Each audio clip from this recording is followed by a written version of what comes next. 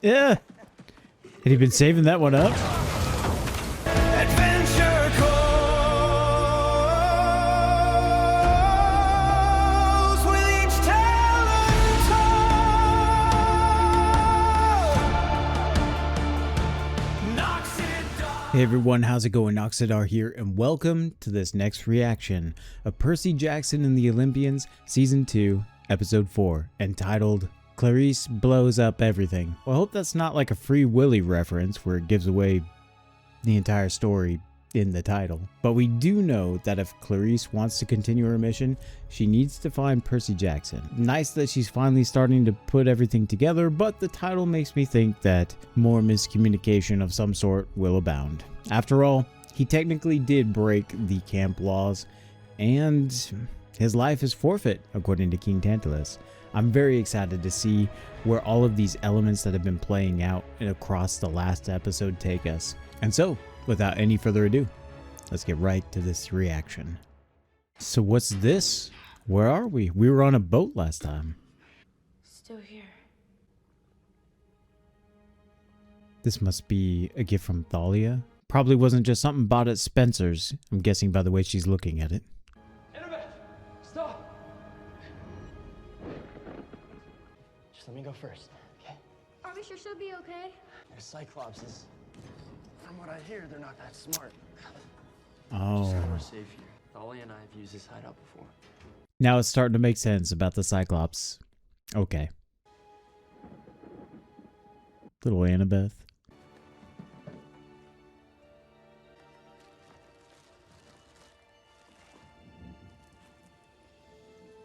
Here. That's pretty fancy for a cereal box. And then again, we used to get video games like glued to the front of them, so well, computer games. Luke, they found us. Positions, now. Oh, wow. I didn't think we were going to get a glimpse of Thalia. That's pretty cool. How's the motor looking? I fixed it. Already? Dude, you're incredible. Annabeth said you're dangerous, that you're gonna hurt everyone. I don't like her talking about you like that. Sometimes prophecies don't always mean what you think. Yeah. Had he been saving that one up? Oh my gosh, Clarice blows up everything already? How fast can you fix that? Give me the coordinates to the Sea of Monsters. And don't even try to lecture me on the rules, smart girl. Tantalus expelled you for deserting him to steal my quest. You're gonna need all the help you can get.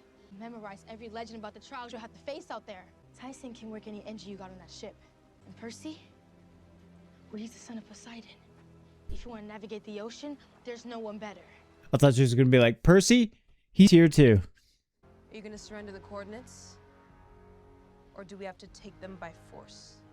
Clarice's performance and like the way her expressions moved while she was strutting with confidence and, you know, while also being menacing, it just brought me back to like growing up and just occasionally catching episodes of like Xena Warrior Princess and, you know, her rival Callisto. And I just think that's so cool. For a moment, I feel like I time traveled. It was, that's pretty exciting. That's cool. Percy, stay back. I got this. You can definitely see Ares' intensity in her eyes.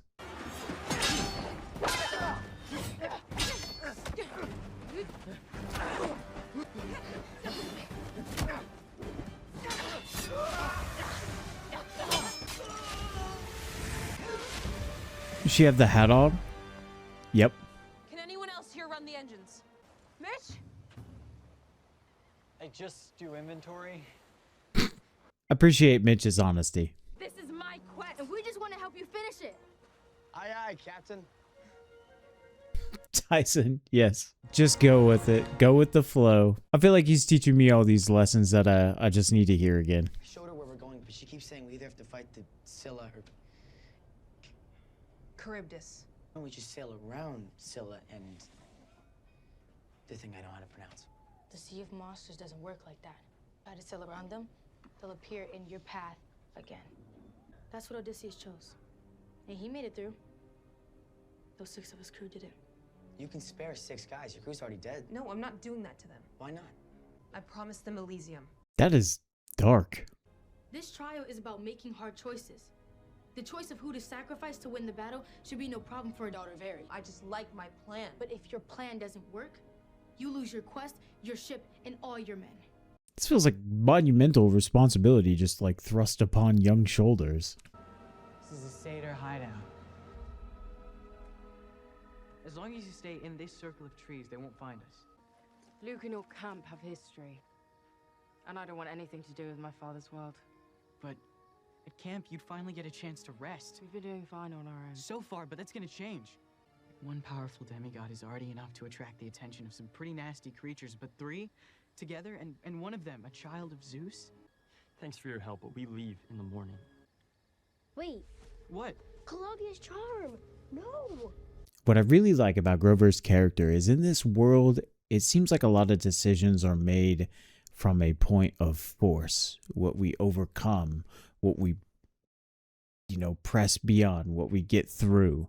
And then every time Grover comes in and he explains and he rationalizes, there's always a finesse over force.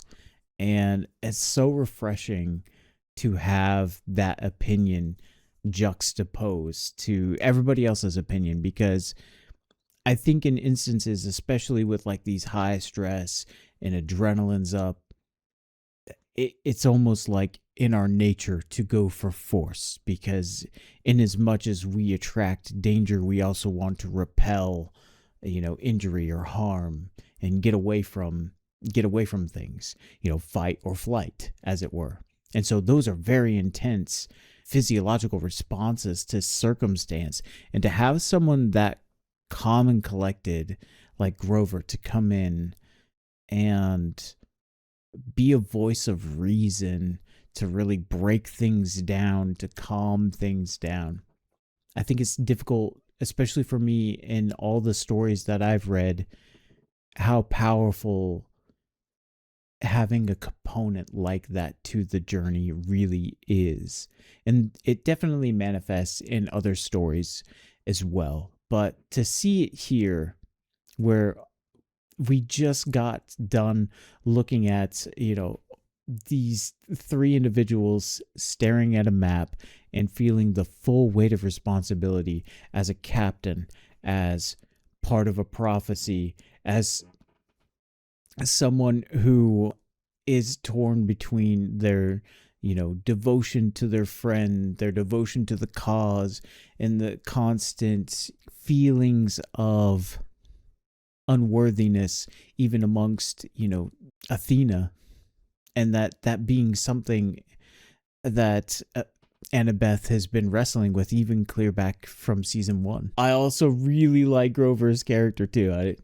I think a pattern is emerging. Like, I really like these characters that are supposed to be supportive characters, but really feel like the foundation from which success is built from.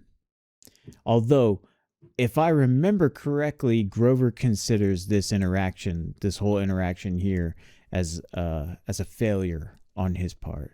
So I'm curious to see how this continues. I'm really glad we're getting these flashbacks, by the way. And she lost it right away because it was right outside the hidden stash. It's powerful symbolism. So is that Poseidon doing that? Interesting. I've never been on a boat before, Monday. Now I've been on 4. Oh, we're moving at 23 knots, 36 degrees, 44 minutes north. Hold on. How do I know that? Season your blood. Yep. Dad. You're a son of Poseidon. I wonder why I can't do it. Man, this show has like such catharsis for me, but in like almost seemingly the opposite way, where Percy and now Tyson are really, and I guess all the other characters to a greater or lesser extent, are dealing with the absence of their parents and just trying to make their way, to make them proud. And these are very raw, real feelings that, I'm grappling with. only been a month and a week since my father's funeral, and I definitely know I've asked those questions. And so having these sentimental moments where we see the closeness of these two brothers and the idea that like things are possible because of who our parents are is something that I definitely needed to hear right now. And I just needed to pause and say how much and how deeply I appreciate this story, how much and how deeply I appreciate the community, and how we all just rally around this thing. This is such a special thing. I'm really looking forward to reading the book as well, and to hear it straight from the author. But as far as what this show facilitates and how it slots into my life at this moment, where I was when I started season 1, it's just, I don't know. I'm just filled with gratitude. It's a silly thing, but it's a special thing. Let's get back to it. I better go check on the boilers. Thanks. Thank you. No, I was just playing with Rainbow. How did you even get this? I'll fix the boiler.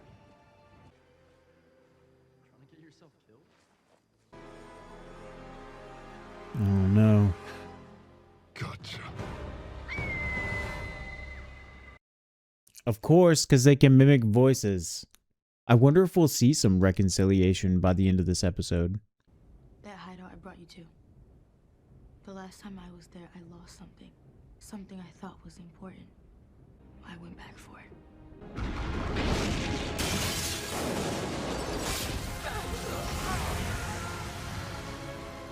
Egypt. That's sick. So you messed up. She saved your life. I don't get it. It wasn't the first time I slowed them down or messed up. But it would be the last. Because my dumb decision led to Thalia's fatal one. What do you say we get off the road for a little while? You mean? Your family now. And we take care of our own. So if the safest place for you is this camp, that's where our family's going. As the closer we got to camp, the more monsters chased us. The Furies attacked. She had a target on her back. The same as you. You're a forbidden child. And according to the great prophecy, that makes you a weapon like she was.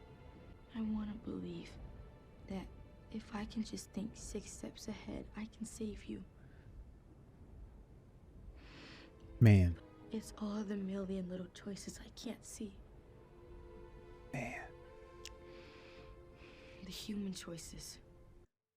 I feel that same sense, that same emotion with Annabeth. I connect with that resonates with me. That was my attitude toward my father. If I just researched enough, if I just understood enough about this cancer that was ticking down the clock, I could slow it down. We could treat it. We could start to reverse this thing. And for all those good intentions, for all that effort and that energy and that want to just even now go back and make different choices, like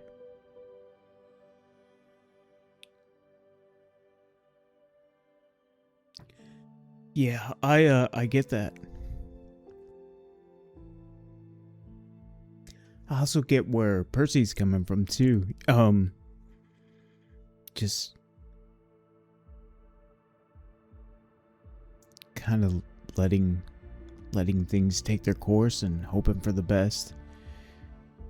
And I remember being at that point too. Man.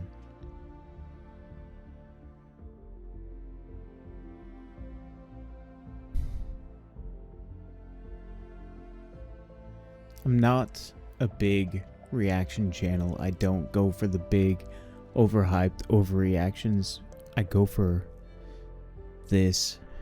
Where everyone else goes for the high, I tend to aim for the low. Just to have these very human connections and experiences with things that are so fantastical and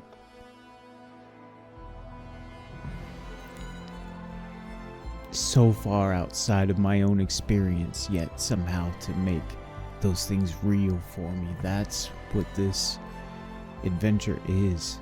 To explore, to experience. That's hard to watch, that's hard to think about, but at the same time I'm so thankful for this episode. And just the ability to have a way to express it. Grief has been so difficult for me because, you know, everybody says sorry, and I don't want to hear sorry. Like, I didn't make a mistake. I hope not. My father didn't make a mistake. This is just what happens, you know. And so to be able to have a place to express it, to pause and just both take it in and let it out. I hope people appreciate when those moments come and they happen for them too.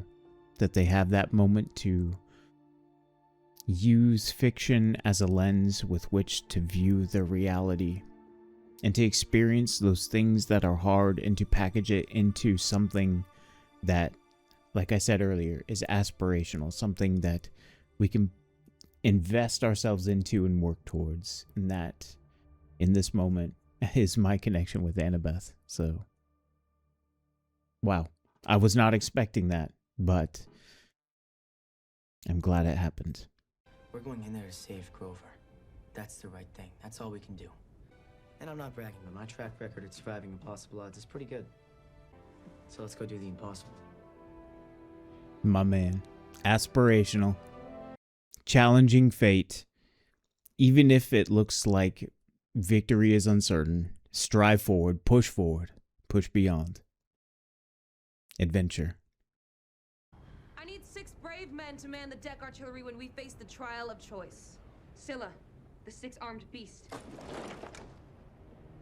Good men, even in defeat. It will be a highly dangerous duty. For victory in Elysium, we will follow you anywhere, Captain. Time to defy some fate. I love it. Oh, I got goosebumps. A lot of the stuff we do because of our parents. Mm-hmm. Whether we know it or not. I don't go home at the end of the summer. Camp is home. If I can't get that fleece and that won't camp... happen. You wouldn't have been granted a quest unless you had it in you to finish it. It's an interesting take. What did the Oracle tell you? Why do you want to know? Because prophecies suck. It's almost like they're made to scare you. It doesn't scare me. I didn't think it would. You shall sail the iron ship with warriors of bone. You shall find what you seek and make it your own. But despair for your life entombed within stone and fail without friends. To fly home alone. Yeah, it's not so bad. I don't want to say what I think it is, because I know someone will correct me and just tell me what it actually is. So I'm gonna hold on to that one, and I'll just let you know if I was close or not. We're not friends. That's exactly what a friend would say.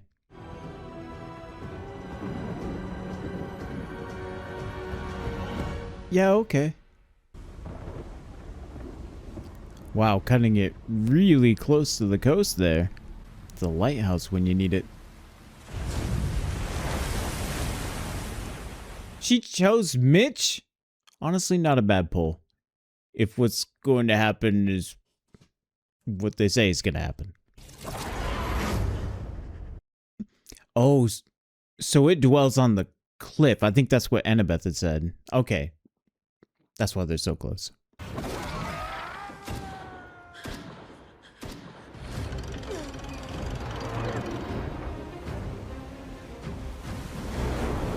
Seems like there's more than 6 out there.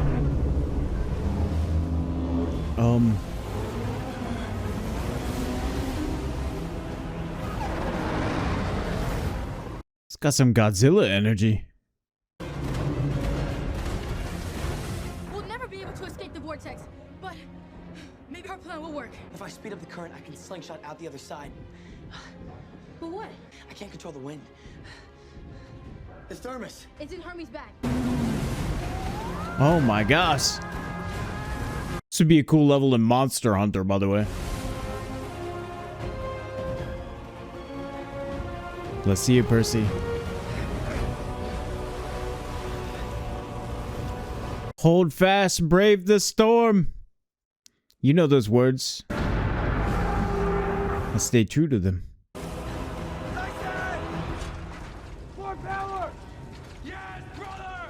We would all be so fortunate to have a brother like Dyson.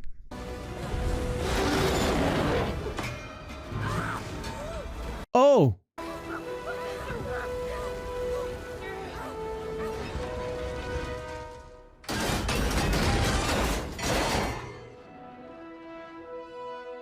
Oh.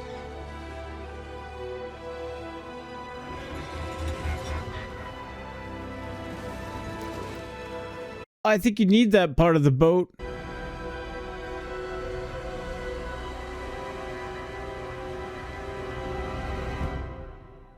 You cannot end it there. That's where I was gonna end it. Oh, wow, what a roller coaster of an episode. Emotional outpouring to emotional intake to everything in between. I feel like so much happened in this episode. This is truly such an amazing experience. There's no other way to say it. As much as I loved Percy Jackson and the Olympians Season 1 for what it opened up my eyes to, an introduction into this universe, I feel like now we're really playing in the playground. Things are very excitedly just picking up the pace, and everybody said that the latter half of the season was, you know, what they're really interested in and seeing me react to. But man, you want to talk about just a first half in general, since we are at the halfway point. Incredible. Just like I kind of alluded to, what I had myself been going through into kind of where we have ended up here in the moment that we part ways with this video, and just everything in between.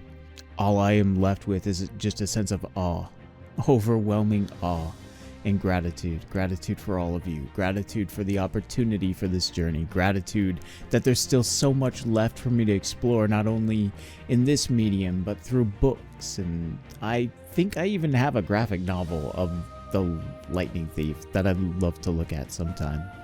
There's interviews and things with Rick Riordan to give better insight. I'd really like to explore all of Rick Riordan's writings. I mean, just from what's being translated from his works and being put in front of me through an interpretation that I already think is really well done. One of the things that definitely gets me excited, especially as we go through season 2, is seeing, I hope, a faithful adaptation that really captures the spirit and adventure of Christopher Paolini's writings with the supposed upcoming Aragon series from Disney. I'm very much looking forward to that. You know I'll be reacting to that, and I'll have many things to share about that as well. But alas, that's all the time we have for today. Thank you all so much for joining me on this adventure, and I'll see you in the next one. This is Noxiddar, out. So hit that like button, subscribe if you dare. This is Noxiddar, sign